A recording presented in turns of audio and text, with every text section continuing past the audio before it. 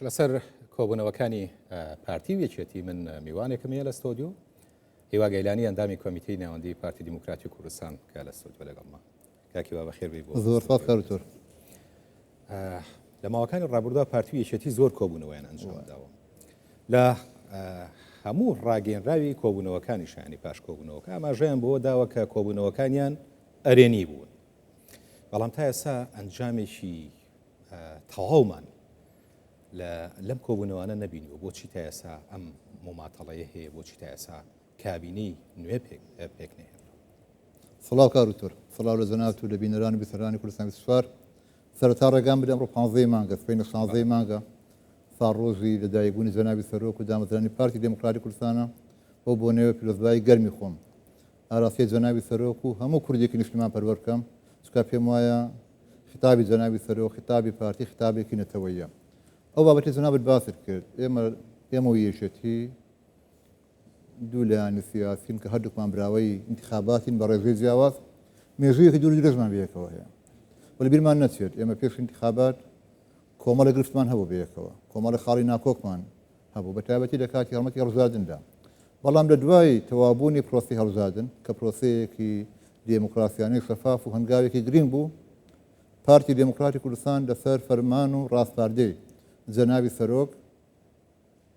شاندێکی باڵای پێکەنا بۆ گفتوگۆ و لە دەرگای یەکێتی و هەموو لایەنەکانماندا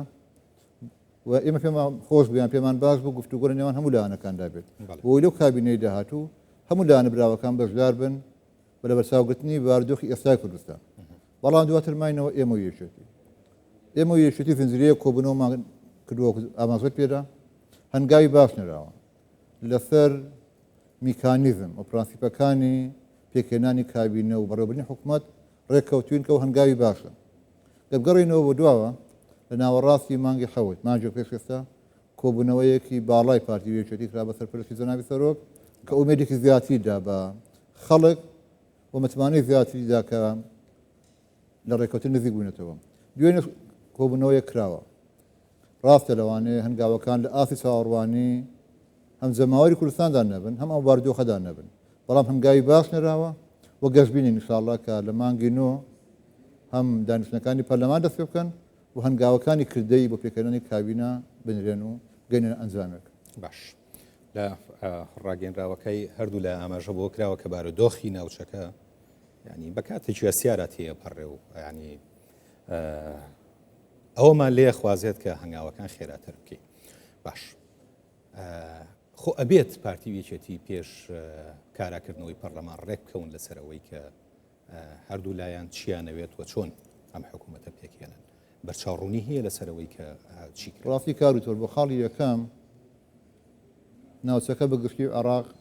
لە بەردەم کۆمەڵێک ئەگەر و گۆڕانکاریدا. ئێمە لە هەرێمی کوردستان دەبێت خۆمان ئامادە بکەین بۆ هەموو ئەگەرێک و هەموو لایەنەکان بەگشتی، بەڵام بە تایبەت پارتی یەکێتی لە بەردەم بەرپرسیارەتێکی مێژووی گرنگدان بۆ خۆ ئامادەکردن بۆ قۆناغا و بۆ هەر ئەگەر و پێشاتێکە بێتە پێشەوە. من پێم وایە لێک تێگەشتنی باشە وەکو تاکیدمان کردەوە کە لە کارنامەکە گەشتوینە یەک ماوەتەوە هەندێکی تەکنیکی و دابەشکردنی پۆست و ئەوانە لەو بارەشەوە من ئەوەی پێوێنێ پارتیەوە هەیە کە ئەوەندە یاگادار بم پارتی دموکراتی کوردستان هەموو نەرمیەک دەنوێنێت بۆ گەیشتن بە ڕێکەوتن و پێمان وایە نەرمینواندن لە پێناوی بەرژەوەندی باڵای گەلەکەماندا لە پێناوی گەیشتن بە ڕێکەوتنێکدا بە تەنازوری نازانین ئەوەی کە پێویست بێ بیکەین ئەم کردومانە وەردا هەرزیارێکین. باش تا ڕادەیەکی باش گەشت بینم کە گەینە ڕێکەوتن. ئەو فشارانەی لەلایەن بەغاوە لەسەر هەرێمی کوردستان هەیە تا چەند لێتانە خوازی وەکو پارتی دیموکراتی کوردستان و یەکێتی نیشتیمانی کوردستانیش هاودەنگ بن بۆ ڕوبەڕووبوونەوە و کارکردن لەگەڵ ئەم بارودۆخەیە. وڵا کاگرتۆر یەک ئەوەی بەغدا بەرامبەر هەرێم دەیکات نیشاندەری ئەوەیە کە نەبڕوایان بە دەستور هەیە، نەبڕوان بە یەکەوەژیان هەیە، نەبڕوان بە فیدراڵی هەیە، پێشێرکردنی هەموو ڕێکەوتنەکانە هەموو ئەو بنەمانەیە کە عێراقی نوێ لەسەر بنیان نەراوە بە دڵنیاییەوە هەم ئەو شارانە هەم ئەوە گەرانەیە کە هەند بۆ ڕووداوە پێشاتی نوێ هەم شەقامی کوردیش وامانە دەخوازێ هەنگاوەکان خێراتر بکەین جدیتری بکەین هەردوو لامان بۆ گەیشتن بە ڕێکەوتن هیچ شتێک بە تەنەزول نەزانین. باش وەکو پارتیەوە چەند جارێک کۆبوونەوەتان هەبوو لەسەر ئاستی باڵا بۆ قسەکردن لەسەر ئەو بارودۆخی لەلایەن بەغداوە بەسەر هەرێمی کوردستانە سەپێنراوە قسە لەسەرەوە هەبوو بڕیاری چارەنووسازیش بدەن لەسەر ئەم پرسە بەڵام بینین ئەو بارودۆخی کە پێشتر هەبوو ئێستا جارێککە دووبارەیە بێتەوە و ینی چارەسەرێکی ئەوتۆ بۆ بارودۆخەکە نەکراوە پێت وایە یان ئێوەکو پارتی بڕیارتان چییە لەسەر ئەم پرسانە پارتی دموکراتی کوردستان بەوە ناسراوە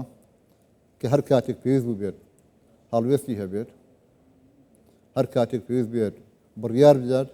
لە پێناوی بەرژەوەندی باڵای گەلەکەیدا فڕی لە هیچ شتێک نەکردوێتەوە بەڵام پارتی ئیسبێکە ئەزمونێکی دوور و درێژی هەیە هەر بڕیار و هەنگاوێکی لێوردبوونەوەی دەوێت دیڕاستە دەکات چ لە بەرژەوەندی باڵای گەلەکەماندا هەیە دەنا بە دڵنیاییەوە فڵەوە ناکەینەوە هەر هەڵوێستێکمان هەبێ هەر بڕیارێک بدەین کە بزانین لە بەرژەوەندی باڵای گەلەکەماندایە بەڵام کارکردنمان بۆ دووشتە یەک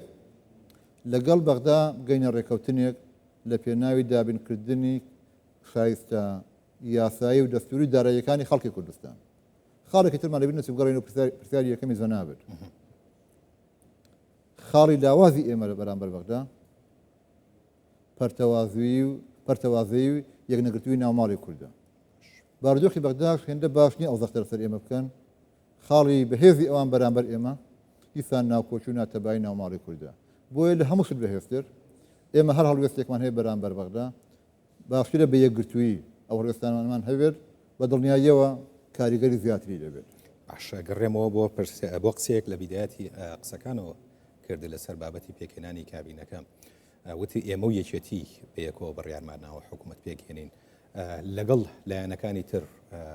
چەندێ هەوڵتان هەیە بۆی ئەوانیش بێنە ناو حکوومەتەوە بەشدار بن لە حکوومەتی داهاتووە مادەم باسی یەکەڵوێستی و یەکگرتووی یەکەیت گێران ئەگەر گەڕێنەوە بۆ پەیامی جەنابی سەرۆک ڕۆژێک دوای هەڵبژاردننی 20 ئۆکتۆبەری ساڵی ڕابردوو ڕێک بە دەقیقی باسیەوە دەکات کە داواکارم هەموو لایەنەکان پێکەوە گفتوگۆ بکەن بۆ پێکهێنانی کابینە و لە چەندین لێدوانی تردا جەنابی سەرۆک تەکیدی کردوێتەوە